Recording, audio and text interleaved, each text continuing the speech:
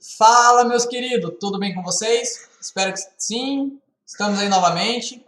A gente vai começar na apostila nova, beleza? A gente está falando então agora do novo capítulo, capítulo 5, onde a gente vai falar então, a unidade 5, perdão, onde a gente está falando então de África. Então a gente vai começar a tratar então todo o assunto de África, toda a questão cultural que eles têm, as dimensões, a imensidão da África, né, que é um continente.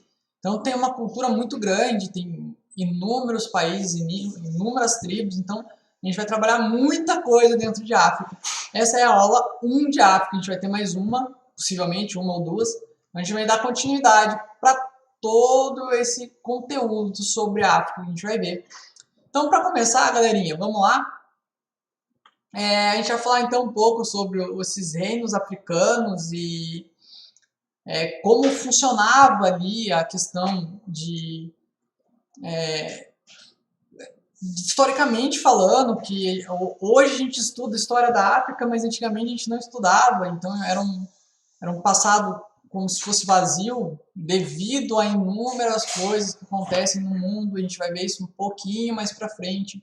Mas como vocês já puderam perceber, quando a gente está falando lá da Idade Antiga, da Idade Média, a gente só fala unicamente, exclusivamente de um lugar, de um continente, mais especificamente, que é o europeu. Existem várias críticas de historiadores sobre isso, mas isso a gente não vai entrar no assunto nesse momento. O importante para a gente falar agora é o que? Então, ó, o continente africano é um dos maiores continentes que tem, é um dos mais ricos que tem, embora seja muito pobre. Olha a contradição aí. Por quê? Ele é rico por um motivo. Existem inúmeros minérios preciosos ali dentro da África, porém, esses minérios não são explorados pelos próprios africanos, e sim por colonizadores posteriores que vão roubar todas essas riquezas e até hoje, então, ainda usufruem dessas riquezas dos africanos, ok? E com um grande número de culturas ancestrais, a gente está falando aí de uma cultura imensa, galera, mas imensa mesmo. A gente está falando aí de pessoas que foram para todos os locais do globo, e isso levavam suas culturas, e tinham contra-cultura que adaptava a cultura de um e do outro. Então a gente vai ter aí uma história imensa e rica dessas culturas africanas ancestrais, e isso a gente vale para muita coisa, galerinha. Vamos lá. Então, ó, a história também do desenvolvimento da vida deles na Terra, da biodiversidade, da evolução da espécie humana, e que se confunde com a própria história da África, né? Então, quando a gente está falando lá do 6º ano, quando a gente fala aí das sociedades da pré-história, a gente está falando o que então? Que tudo começou, que tudo surgiu do própria África, né? Então, a história da África ela se parte muito rica. E apesar de crucial para o entendimento de boa parte da história global, ela ainda é um mistério para muitos. Por quê? Se ela é tão importante, se tem uma maioria de negros no mundo, por que ela é uma história que é um mistério? Obviamente que existem motivos para isso, mas a gente não vai entrar em detalhe neles ainda, ok? Esse aí é um mapinha, então, antigo, que fala como era a visão dele sobre a África, com o continente africano, ok? Prosseguindo. Então, ó, a partir do século VIII, o norte da África passou por profundas transformações com a chegada da religião islâmica a partir da Arábia. Mas vamos recapitular tudo. Voltando. Ó, lembra que a gente falava de Egito? O Egito ficava onde? Na África. Ok? Então a gente tem ali aquela região da África onde a gente vê uma sociedade completamente diferente de tudo que a gente imaginou. E um erro muito comum dos livros é retratar ali o pessoal ali do Egito. Como a gente já viu, as imagens eles estão com pessoas brancas. E não é bem assim, né, galerinha? A gente está falando de África e então existe todo um processo que a gente precisa entender.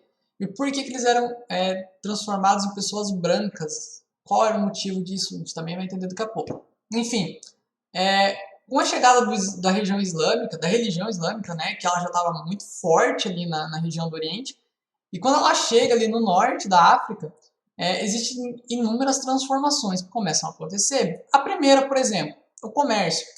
As terras africanas produziam grandes riquezas que atraíam esses mercadores árabes. Então a gente tem ali uma rota ali subsaariana, né, onde esses mercadores vão começar a trabalhar ali, vão começar a fazer uma rota por dentro da África ali, para poder comercializar, tanto com os africanos quanto com o Oriente. Então tinha essa rota onde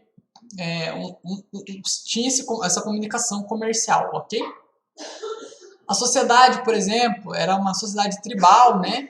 As organizações eram de clãs, e as estruturas eram familiares, muitas vezes poligâmicas, que se assemelhavam muito aos árabes. Então, como se assemelhava aos árabes, eles tinham uma comunicação mais fácil, digamos assim. E como era uma troca comercial muito bem elaborada pelos árabes, era uma boa relação entre eles, entre africanos e árabes, ok? Na questão da religião, então, existia toda uma flexibilidade, uma tolerância, tanto das religiões tradicionais africanas como do islamismo, que permitiu um convívio relativamente harmonioso. Isso é importante por quê? Porque a gente estava falando lá da Idade Média, onde a gente via a igreja batendo forte, mas a gente viu isso agora também nos movimentos da religião, né? Da Contra-Reforma, das religiões protestantes.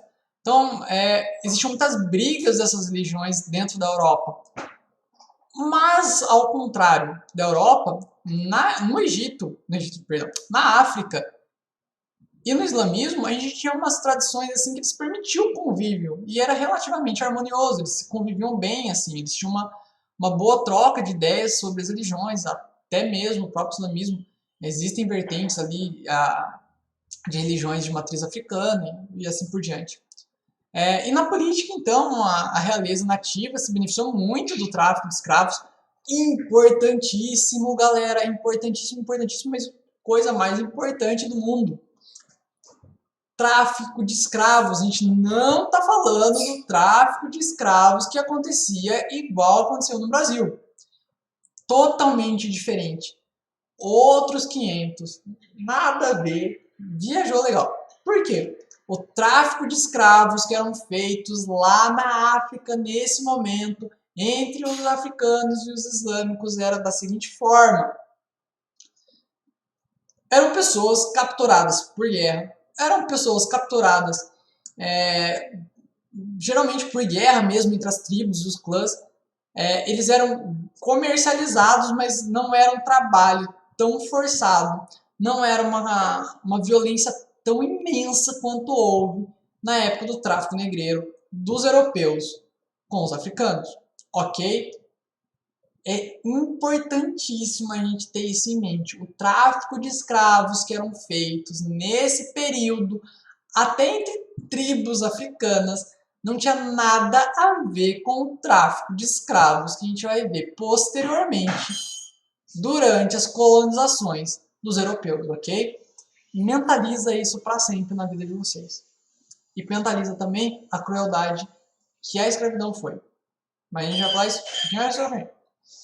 E da indiferença também com a qual os árabes tratavam dos assuntos políticos locais. Então, os árabes estavam nem aí para o que estava acontecendo ali na política local, porque para eles era indiferente isso.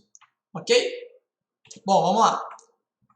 Então, aí nesse mapinha a gente vai ver, a gente vai falar agora de Mali, depois a gente vai falar um pouco da Etiópia, ok? Então, ó, nesse mapa geral do continente africano, a gente pode observar então a localização dos reinos de Mali e da Etiópia. Mali está em verdinho, Etiópia está ali em rosa, ok? Em verde um pouquinho mais musgo, né? Tá ali as áreas que pertencem à Etiópia, né? Mas isso ainda é indiferente pra gente. O importante ali são as áreas da Mali desértica e da Mali tropical. Reparem ali em cima, aonde que faz fronteira ali com o Oriente. A Etiópia está muito perto, ok? E Mali também mais para frente faz parte daquela rota. Bom, então a gente vai falar primeiramente, nesse primeiro momento, a questão, a gente vai falar de vários lugares ali, a gente vai falar sobre o Congo, sobre Mali, sobre Etiópia. São países importantíssimos, muito ricos para a gente poder entender tudo que aconteceu nesse período. Então a gente vai falar primeiro ali de Mali, tá? A gente subdividir isso, então a gente vai ter mais uma aula ou duas até sobre a África. Mas vamos lá. Então, as origens de Mali, então a gente vai ver ali Gana, que é situado ao norte do rio Senegal, que foi um reino poderoso que pode-se dizer que é o antecessor de Mali. E Mali foi o primeiro império da África subsaariana. Então, o comércio do Oriente era focado em Mali, porque eles ali foi o grande império da África subsaariana. E o rio Níger ali é um rio que passa ali, um dos maiores rios que tem, possibilita então a fertilização das terras e facilitava o transporte de pessoas e mercadorias. Aonde que a gente viu essa questão do rio que fertiliza a terra e facilita o transporte e mercadoria? No Egito, isso mesmo, lá no Egito, quando a gente viu isso lá no sexto ano, a gente viu que também tinha esse mesmo mecanismo, né? Essa mesma ideia de usar o rio para se beneficiar de todas as formas possíveis. Aí a gente está vendo então na imagem, uma imagem, né, óbvio que é uma imagem, a gente está vendo ali uma representação de um castelo, né, uma fortaleza de Mali. Então reparem muito bem na construção dela. A gente já viu vários tipos de construções, de vários tipos de povos, e agora a gente está vendo mais um tipo de construção. E o quão diferente ela pode ser, ok? Bom, vamos lá. Bom, então Mali, ela surge então na região do Alto Níger, se lembra alguma coisa também, algum outro lugarzinho, entre os domínios então do povo do Mandinga, e no início do século XI, um chefe tribal chamado Mandinga, chamado de Keita, converteu-se ao islamismo. Olha que incrível isso. O islamismo era tão forte, tão presente nessa época, inclusive, principalmente pela questão comercial, porque ambos se beneficiavam, ambos ficaram muito ricos com isso. Então ele se converte ao islamismo, ele acaba indo para Meca, ele recebe um título de sultão. Quando ele for, para vocês terem a noção, a imensidade do dinheiro, da riqueza desses povos, quando esse rei, esse chefe tribal, ele vai para Meca, ele leva com ele um carregamento de ouro. Mas assim, não tem como explicar a quantidade de ouro. A disseminação desse ouro por onde ele passou é uma questão assim de inimaginável, incalculável o valor que tinha, porque era muito, mas muito ouro, muita pedra preciosa, diamante, tudo. Era uma questão absurda, era muita quantidade. Por mim, tô falando muita, infinitas vezes, é porque é muita quantidade mesmo, galerinha. Bom, e nesse mesmo período, então, a gente vai ver ali um chefe do Sacrocolê, que é uma tribo da região, que funda o reino de Sosso, e sendo sucedente por seu filho, o Samanguru Kanté. Kanté. Tem até um jogador de futebol que se chama Kanté. Enfim. A região ali, ó, que a gente está vendo no Níger, né? A Nigéria, o Mali, a região que passava o rio por ali. E é esse o mapinha que a gente tem, ok? A gente vai ver ali alguns soberanos de Mali, né? Primeiro é o Mansaulé, ele é filho de um Sundiata, reinou entre 1255 a 1270 e ampliou o reino de Mali. Seus descendentes diretos, no entanto, não tiveram a mesma competência. Então ele foi um que aumentou o tamanho ali, ok? O Sakura, de um escravo da família real, assume o poder então em 1285 e mostra-se enérgico e centralizador, ele quer centralizar esse poder. Ele acaba derrotando os Tecruilis do Senegal, os Songais de Gao e os Moses do sul de Mali. Mas ele foi assassinado ao redor de uma peregrinação a Meca, esse costume de ir para Meca, né? Não deu certo. E por último a gente tem o Abubakari II, que era o sobrinho do Sundiata, e entre 1310 e 1312 enviou expedições marítimas rumo ao oeste, tendo sido um fracasso total, e já que mais de 2.200 perigotas foram enviadas, tendo retornado apenas uma. Então pensem só, ele mandou 2.200 embarcações e voltou uma. Realmente foi um fracasso. Voltando, rapidão. Os soberanos de Mali usavam o título de Mansa, que simbolizava rei. Então a gente vai ter lá o Kankan Musa, que também é chamado de Kanko, ou de Mansa, ou Musa. Não é o Musa do 8º ano, tá, galera? E ele era filho do Abubakar II, e tendo subido ao trono em 1312, aproximadamente, durante o seu reinado, que durou até ali 1337, mas chegou ao seu apogeu máximo, apogeu ao seu maior, o nível mais alto, sendo isso considerado um dos seus maiores imperadores, então. A sua corte foi uma das mais opulentes no período, sendo célebres a sua peregrinação à Meca em todo o ouro que ele possuía. Galera, é outro doido que tinha muito, mas muito ouro, que ele conseguiu superar o antecessor dele, que tinha mais ouro ainda. E quando ele vai para Meca também é um absurdo de dinheiro que é ingerido ali, porque era muito ouro, galera. Ele consegue ser muito mais do que o outro, ok? Vamos lá.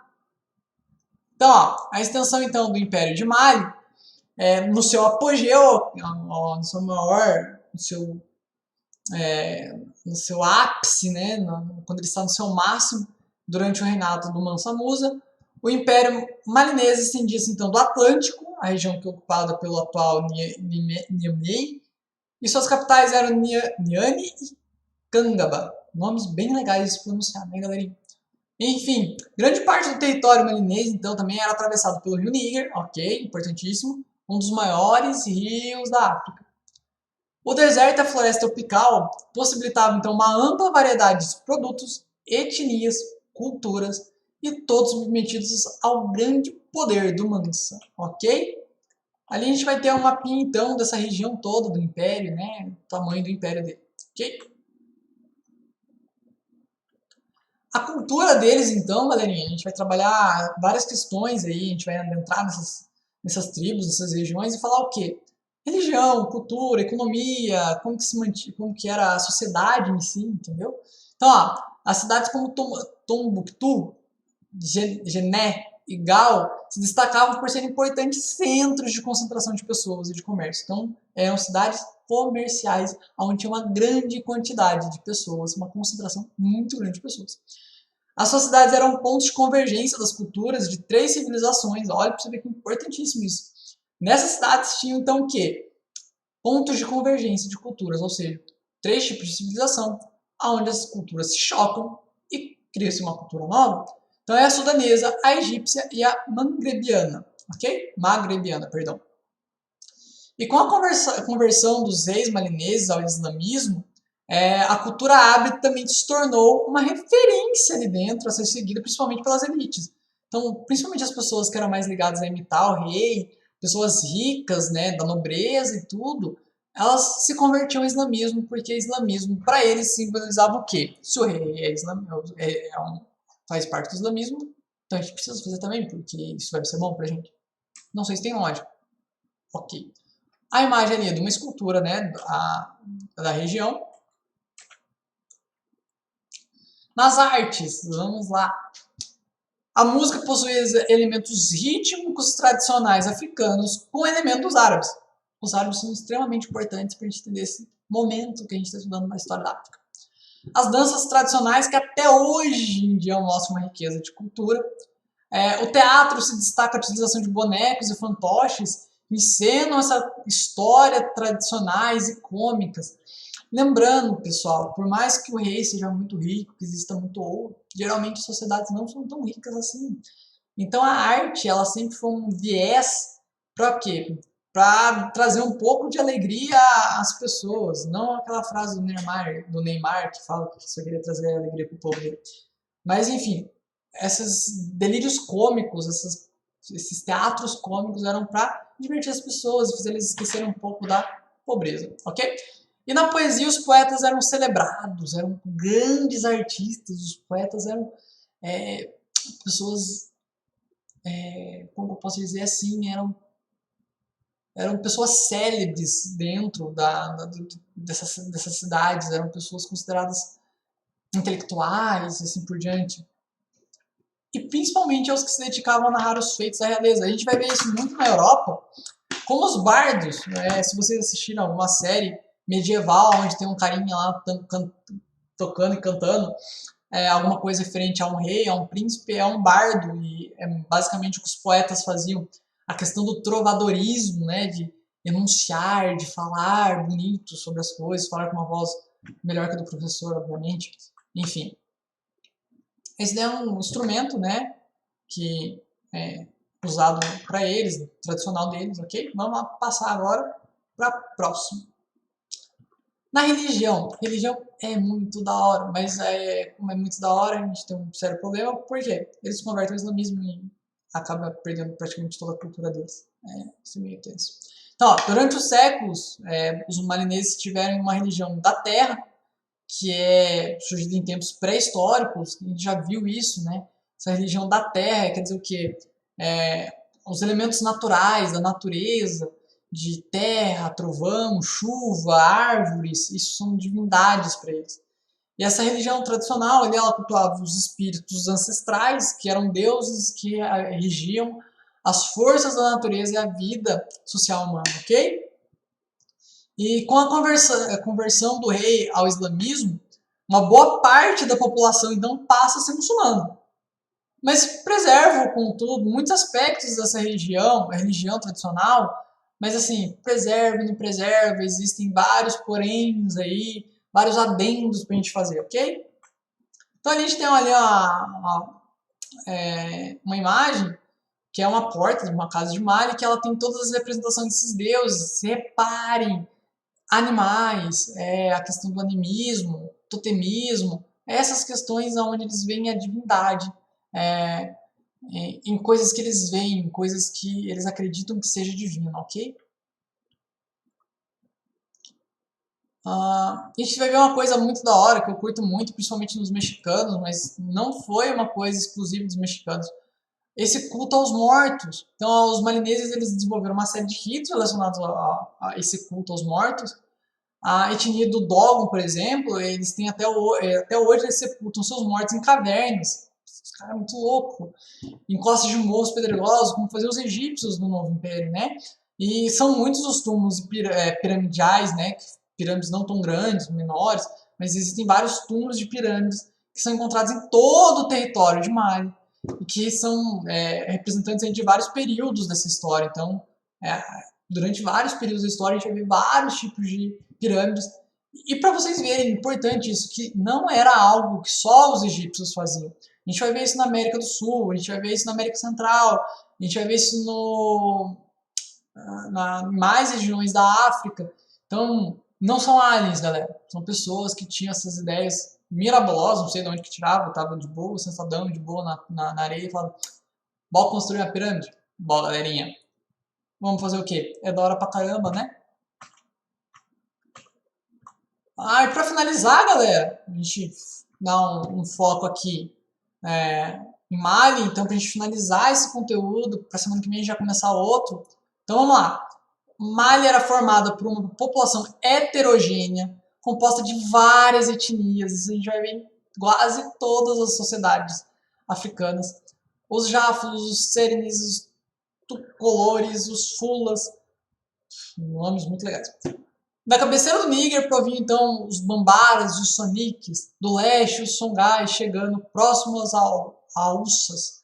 Mantinham relações diretas com os Wangaras e os Julas. Os Mandigas eram os mais numerosos, representavam a principal etnia, inclusive sendo a etnia do Mansa, ou seja, do rei. Belezinha, galera? A gente se vê na próxima aula. Abração, o prof tá com saudade de vocês. Qualquer dúvida, manda mensagem pro prof, aí tô disponível aí para vocês. Aquele abraço, até mais, bons estudos, galerinha!